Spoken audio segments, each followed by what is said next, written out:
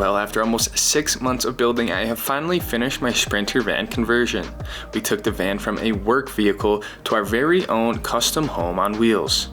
It's now time to start the move-in process and figure out how to navigate winter van life here in Utah. In this episode, I go over an issue I found with the van, finish up some painting, and get new wheels and tires.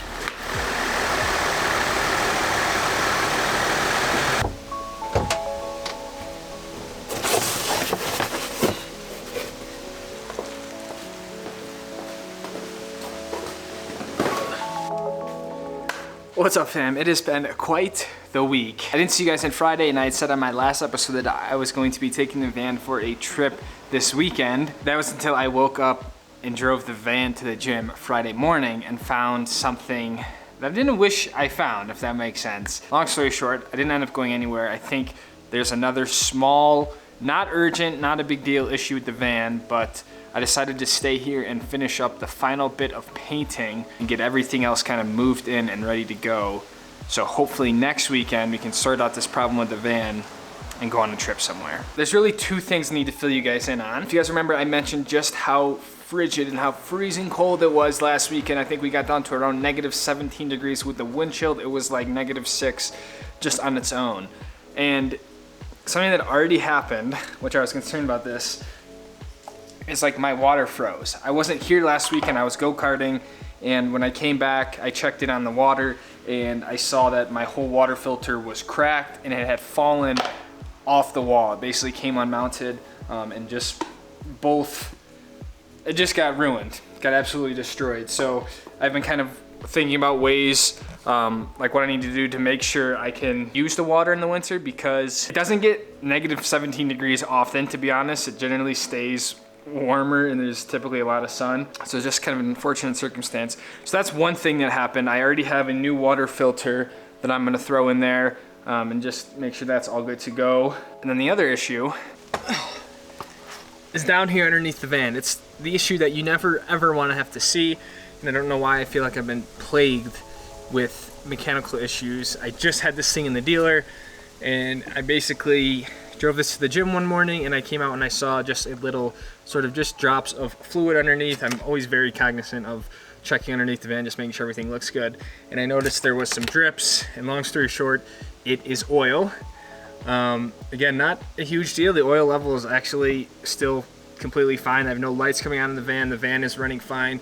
I kind of have two theories. One, I wonder if because it got so cold, and it's been cold here lately, that the seals, either up here kind of in the oil pan or just up in the engine bay, have kind of shrunk because it has been so cold, and it's just kind of not creating as tight of a seal than when they are hot during the summer, because this just started, it just like last morning, it just was leaking. So that's kind of one theory. I don't think that's very feasible, because it just doesn't really make that much sense. Two, I wondered if maybe my oil drain plug was not completely secure, because it kind of seemed like it was dripping from there. So I cranked that down a good amount. I got about a half a turn in there. And then my third theory is that it either maybe a hose is just a little cracked, or just a seal, like an O-ring or something, because it's not leaking a lot. It literally drips very slightly. It's not even leaking. It hasn't been leaking the past probably 12 hours since I've been driving it, so I don't know what to make of that. Kind of makes me think maybe it was this oil drain plug, but there also seems to be some oil more up in the engine bay. So I don't know. I'm keeping an eye on it. I'm gonna try to bring this down to the dealer on Tuesday morning if this keeps going and I keep noticing it dripping. So that was kind of why I pumped the brakes on going somewhere this weekend.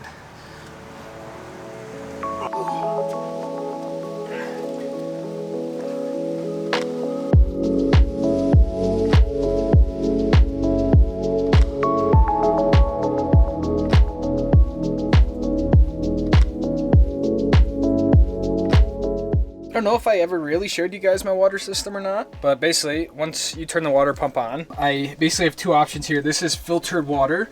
Right here it has a 2-stage water filter, so you just press this down and you have water. And then this is just my actual sink faucet here. Same thing.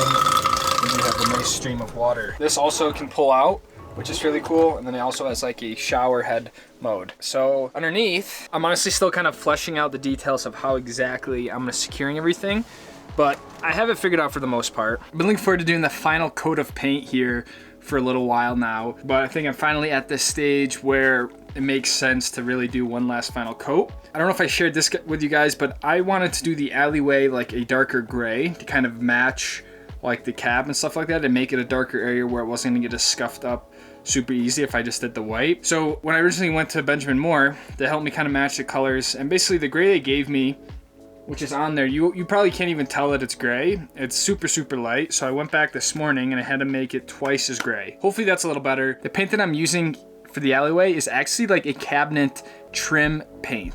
And apparently it's much more durable and doesn't scuff as easily. So I just got like a little quart of it, I think. So time to get to painting.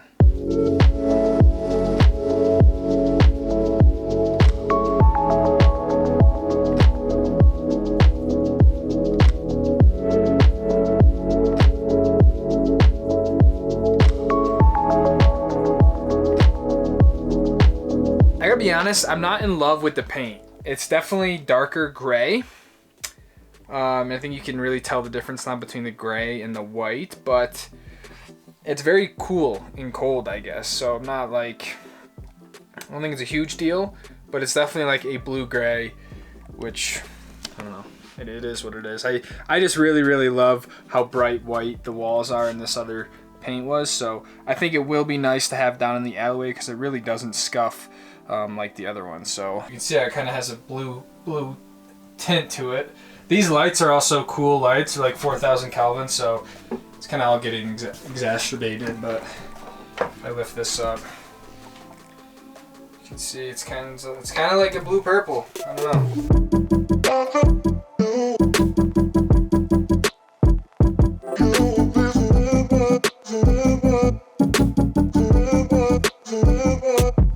Well guys, I forgot to put the memory card back in my camera this morning, so I'm shooting this on my iPhone. Today's an exciting day. It's a Monday, and I am going to get new tires for the van.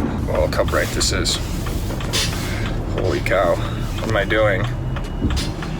They are the BF Goodrich KO2s. They're like an all-terrain, all-weather sort of tire. They have great reviews for snow, sand, basically everything. They're very common tires. So I'm currently driving down to a Burt Brothers, drop the van off, and then I got to run to work.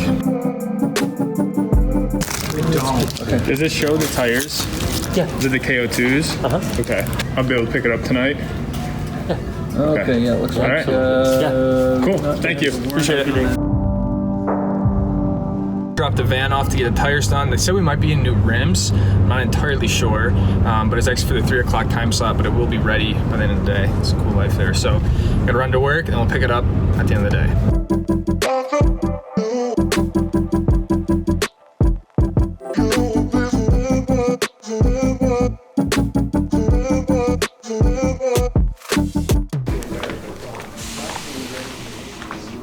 Can't believe how dark it gets now. It's absolutely pitch dark and it's only like 6 o'clock. I just picked up the van. I thought I'd be able to show you guys the tires, but I obviously can't. But as a surprise, I guess, they also threw wheels on there. So the van looks so sick right now. Oh, you can't even see it. I'll have to go back where I have better light. So sick. They have the BF Goodrich KO2s. I mentioned that before, but on a 17-inch wheel. So the wheel is a lot bigger, kind of like a chrome with black look. You can see just how stuffed in there they are. Look how tight that is to the wheel well. So way, way fatter look overall. They make the van just look so sick now. So I have some excellent rubber on here to tackle all the conditions that we need.